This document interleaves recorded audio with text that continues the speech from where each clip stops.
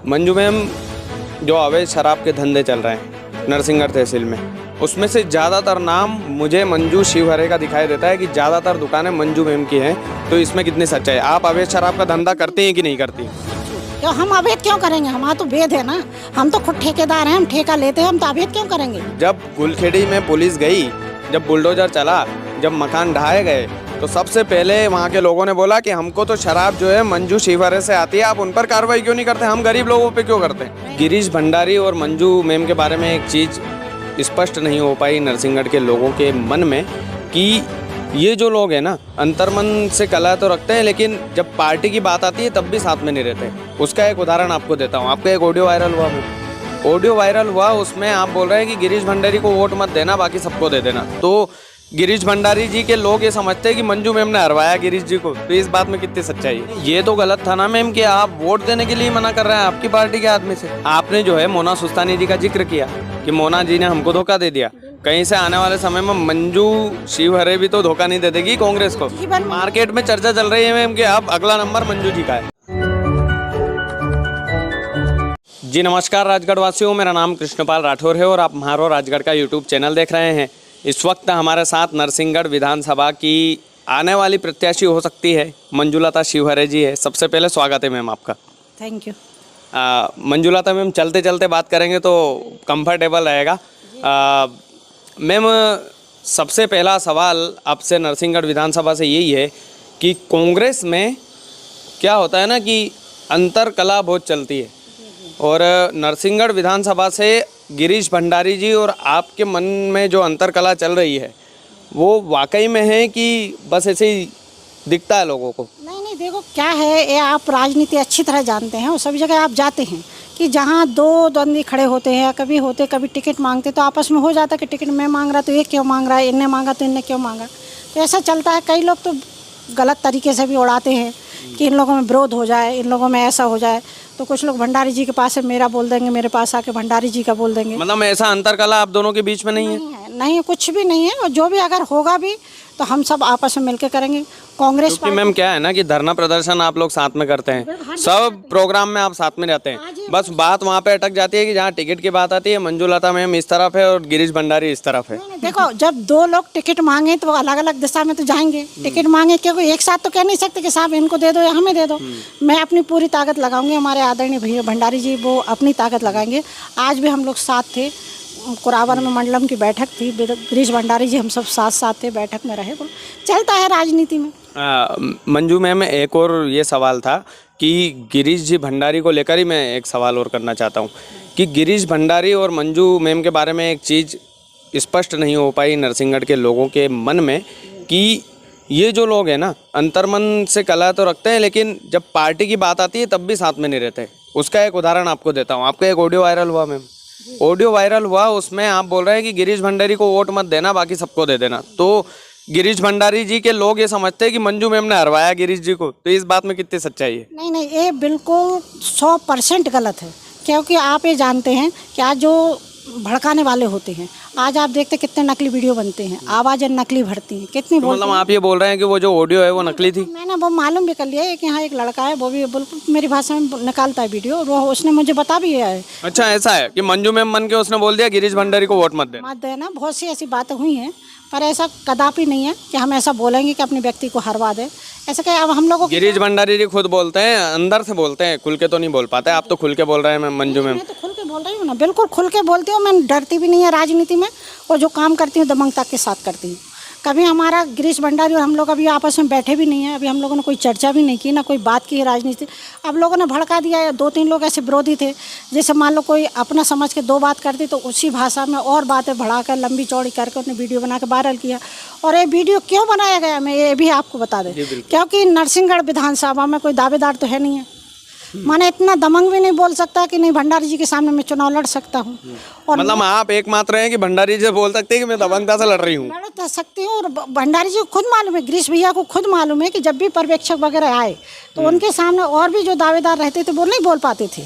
आप बोल पाते थे बस? मैं तो बोली हूँ, हमेशा बोली हूँ कि चुनाव लड़ना, क्योंकि देखो चुनाव छोटे से छोटे कार्यकर्ता टिकट मांग सकता है, चुनाव लड़ सकता है। इसमें अपन वो नहीं करना चाहिए कि क्यों आपने टिकट क्यों मांग रहे हैं, आप टिकट क्यों मांग रहे हैं। नहीं, सभी व्यक्ति, हम तो आज भी कहते हैं, आज आप देखिए कि कम से कम 6-7-8 लोग टिकट मांग रहे हैं। हर व्यक्ति है, छोटे से छोटा कार्यकर्ता टिकट मांग सकता है, पर तो ये नहीं कहना चाहिए कि नहीं आप क्यों टिकट नहीं, ये तो गलत था ना मैम कि आप वोट देने के लिए मना कर रहे हैं आपकी पार्टी के आदमी से। नहीं, ये बिल्कुल गलत है, वो झूठ है, क्योंकि बिल्कुल भी गलत है। क्योंकि हमने बोला भी था कि एक दिन हम बैठ के चर्चा करेंगे। अभी हमारी भंडारी जी से कभी कोई बात नहीं हुई है। क्या है, बीच वाले तो कई तरह की अफवाहें, कई तरह की बातें उड़ाती रहती। आज आपने देखा बड़े बड़े मंत्रियों के, इनके कितने लोगों के वीडियो वायरल होते हैं, पर ऐसा नहीं रहता कि ये सब सत्य रहते हैं। नकली भी वीडियो बना जाते हैं, बदनाम करने के लिए लोगों को कुछ भी कर सकते हैं। अच्छा मंजू मैम, बदनाम करने के लिए, घर बैठाने के लिए कुछ भी कर सकती है राजनीति। चलिए मैम 2 कदम और चलते हैं और सवाल आपसे पूछते हैं। मंजू मैम, नरसिंहगढ़ विधानसभा से आप राजनीति में बड़ी पकड़ रखती हैं, लेकिन अभी तक आपको कांग्रेस टिकट क्यों नहीं दे पाई? क्या वजह है कि टिकट नहीं मिला आपको? नहीं, वजह कुछ भी नहीं है, क्योंकि आज आप जानते हैं कि देखो, महिलाओं को जिले में पहले महिलाओं को दे रहा था, एक महिला को टिकट कला मालवीय को दिया, मीना मालवीय को दिया। हमारे जो मोना सुस्तानी जी धोखा दे के चली गई हैं, उन्हें इतना बड़ा लोकसभा चुनाव लड़ाया महिलाओं का। आज हम 30 साल से काम यहाँ कर रहे हैं, तन मन और धन से पार्टी की सेवा कर रही हूँ। तो क्या है, पार्टी ने हमें सब कुछ दिया। आज हम 2 बार नगर पालिका अध्यक्ष बने, पहले पार्षद और द्वारा चुने गई, तो फिर मैं अध्यक्ष बनी। उसके बाद पूरी नगर की जनता ने मुझे, जनता द्वारा नरसिंहगढ़ में विकास नहीं कर पाई ना मैम आप? अगर आप नहीं कर पाई आप, सुनिए, अगर आप नगर नरसिंहगढ़ की जनता के पास जाइए और उनसे पूछिए कि मंजूलता शिवहरे 2 बार नगर पालिका अध्यक्ष रहे और उसके बाद भाजपा के 2 बार 3 बार अध्यक्ष रहे, अभी वर्तमान में कांग्रेस की, तो सबसे अच्छा विकास किसका था? मंजू मैम, आपका नाम भी एक आता है ना कि नरसिंहगढ़ की चौड़ी सड़कें आप नहीं करवा पाई, कि झगड़ा हो जाएगा आपस में, या अभी भी मना करते हैं चौड़ी सड़कें करवाना। मैं अभी भी मना करती हूँ। आज आप देखिए कि आप नरसिंहगढ़ में निकाले जाइए तो कितनी चौड़ी सड़क है। कोई बम्बई दिल्ली तो है नहीं है कि हमें 4-4 बसें और गाड़ियाँ निकालें। आज गरीबों के मकान हैं। आप ये बताइए, जब मकान बनता है तो कितना खर्चा होता है, गरीब कितनी मेहनत करके मकान बनाता है, और आप बुलडोजर चला दो कि साहब 2-2 मंजिल बिल्डिंग गिरा दी, मकान चौड़ा करना है। तो नगर पालिका उस समय ध्यान दे जब मकान बनते हैं, और अगर वो कह दे कि नहीं 2 फीट हट के बनाइए, आपका मकान टूट जाएगा, तो व्यक्ति अपने आप हट जाएगा। पर जब तो उस समय बोलती नहीं है। अच्छा, आपने हुआ रहता है। आपने जो है मोना सुस्तानी जी का जिक्र किया कि मोना जी ने हमको धोखा दे दिया। कहीं से आने वाले समय में मंजू शिवहरे भी तो धोखा नहीं दे देगी कांग्रेस को? मार्केट में चर्चा चल रही है मैम कि अब अगला नंबर मंजू जी का है। इधर सुनिए भाई, आप बिल्कुल सत्य कह रहे हैं। मेरे पास कई लोगों के फ़ोन आते हैं, मेरे पास भोपाल से भी आ गए, भाजपा वालों के भी फ़ोन आ गए, कई RSS संघ वालों के भी फ़ोन आ गए। उन्होंने ये कहा कि मैडम आप ये बताइए 30 साल से राजनीति में आपको टिकट क्यों नहीं मिला? हम कहीं नहीं मिला, पार्टी ने सब कुछ दिया। 2 बार नगर पालिका अध्यक्ष रहे, हमें वही गर्व की बात है कि हम पार्टी से 2 बार अध्यक्ष रहे, पार्षद रहे। तो मुझे ऐसा नहीं कि नहीं साहब टिकट मिले और हम विधायक बने तो वो ही पार्टी है। मोना भाभी नहीं बनेगी आने वाले समय में? मोना भाभी तो नहीं बनेंगे ना, मोना सुस्तानी तो नहीं बनेगी? आएगी भी नहीं। अब तो माने ये आप समझिए, जब जो व्यक्ति भाजपा में चला जाए तो वो क्या वापस भी आएगा? तो कभी मंजू मैम तो नहीं जाएंगे कभी भाजपा में? कभी जीवन में नहीं। वादा है मैम? मरते दम तक नहीं। ये बुलंद आवाज में बोल रही है मैम। मरते दम तक नहीं। कई लोगों ने मुझे बुलाया कि मैडम आप भाजपा में आइए, आपको हम तुरंत विधायक का टिकट दे दें, नगर पालिका अध्यक्ष का दें। कभी जीवन में नहीं। हम जहाँ हैं वहीं रहेंगे, मरते दम तक वहीं कांग्रेस में रहेंगे। पार्टी टिकट दे या नहीं दे, सत्ता आए या नहीं आए, सरकार बने या नहीं बने, पर हम जहाँ हैं वहीं रहेंगे, कभी जीवन में पार्टी नहीं छोड़ेंगे। अच्छा मैम, एक और सवाल आपसे, अंदर का सवाल है थोड़ा सा। मंजू मैम, जो अवैध शराब के धंधे चल रहे हैं नरसिंहगढ़ तहसील में, चाहे वो आप गुलखेड़ी देख लें, चाहे वो नई दिल्ली देख लें, चाहे वो अलग गांव देख लें आप, उसमें से ज़्यादातर नाम मुझे मंजू शिवहरे का दिखाई देता है कि ज़्यादातर दुकानें मंजू मैम की हैं।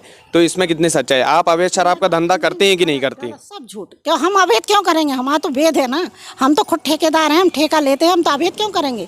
आज आप देखिए राजगढ़ जिले के ठेके हमारे हैं, भोपाल में ठेके हमारे हैं, तो अवैध क्यों करेंगे? हम क्यों अवैध? जो लोग अवैध कर रहे हैं तो बाकी आपको बोलना चाहिए कि जो अवैध ठेके चला रहा है वो हटना चाहिए। मैंने इसीलिए आपसे पूछा ना मैम, तल्ख आवाज में पूछ रहा हूँ मैं, तो पूरा जिला देख रहा है मैम। आपका नाम सबसे पहले आता है कि ये जो गुलखेड़ी में अवैध शराब जाते हैं मंजू शिवहरे भेजती है। आप देखिए।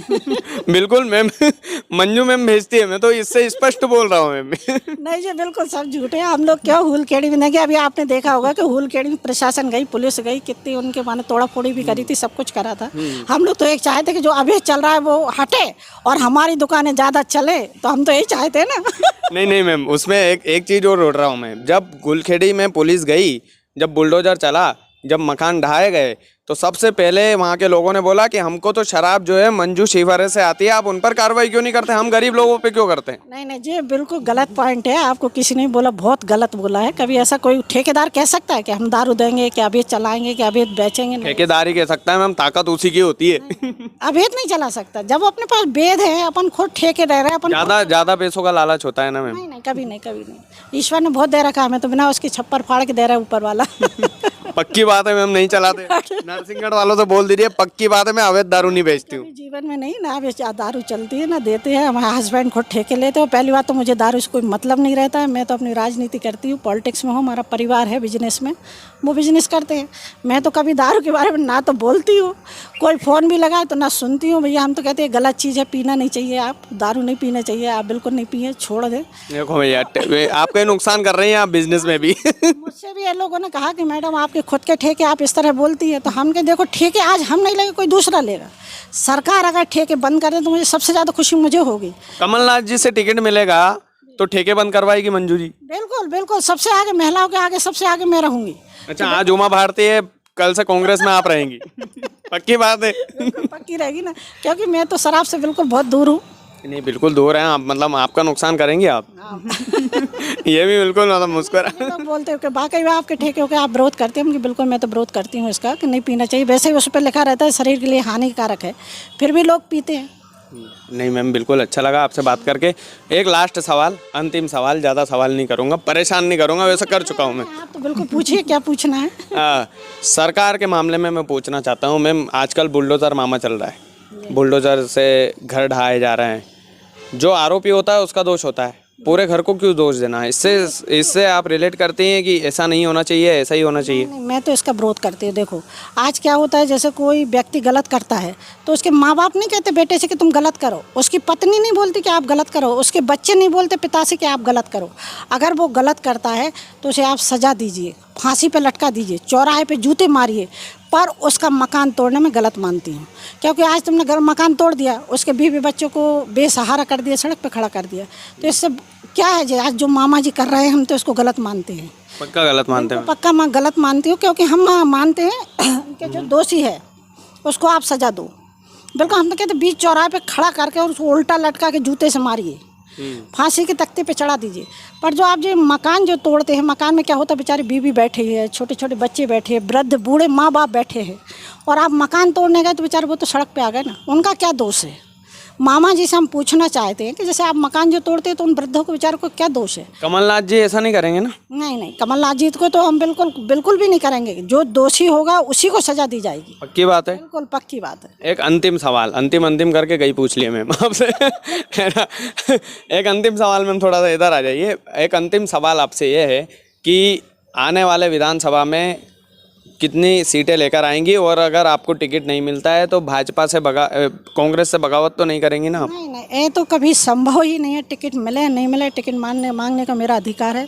हमारे आदरणीय बड़े राजा साहब दिग्विजय सिंह हैं, उनसे मैंने टिकट मांगा है। देंगे तो ठीक है, नहीं देंगे तो ठीक है। हम ना तो कभी कांग्रेस से बगावत करी है, ना करेंगे। सरकार में ही रहेंगे, कांग्रेस पार्टी में ही रहेंगे हम। है ना? कितनी सीटें? 150 से ऊपर। पक्की बात है? सरकार बन रही है? सरकार 100% कांग्रेस की सरकार बन रही है इस बार। हमारे गिरीश जी को टिकट मिल जाता है, विरोध तो नहीं करेंगे? गिरीश जी को अगर टिकट मिला तो बिल्कुल काम करेंगे। पक्की बात है? पार्टी का काम करेंगे। Promise on camera? बिल्कुल प्रॉमिस। गिरीश जी भी देख रहे हैं। बिल्कुल, गिरीश भैया से भी कहना चाहती हूँ कि जो भी हमारे दोनों के गिले शिकवे हैं, हम बैठ के समझौता करेंगे। पक्की बात है। गिरीश जी से मैं आपकी तरफ से ये भी सवाल पूछूं? पार्टी एक है, एक रहेगी। बीच वाले भले कितने ही भड़काएं, कितने ही कुछ करे, कांग्रेस हमेशा एक है, एक रहेगी, एकता के साथ लड़ेगी, एक झंडे के तले लड़ेगी। क्या बात है मैम, आपका इंटरव्यू लेकर मज़ा आ गया मंजू मैम। बाकी ये मंजू शिवहरे मैम थी, और ये नरसिंहगढ़ विधानसभा से जो है वो दावेदारी कर रही हैं, अब कांग्रेस टिकट देती हैं। कभी भगवान करे मैम आपका इंटरव्यू जो है वो विधायक के रूप में भी लिया जाए हमारे चैनल पर, तो भूलेगी तो नहीं चेहरा हमारा? नहीं नहीं, कभी जीवन में नहीं। किसी व्यक्ति से एक बार मिलते हैं तो हमेशा उसको याद रखते हैं। चलिए, बहुत बहुत धन्यवाद मैम। वीडियो को ज़्यादा से ज़्यादा शेयर कीजिएगा। चैनल यदि आपने सब्सक्राइब नहीं किया है तो प्लीज़ कर लीजिएगा।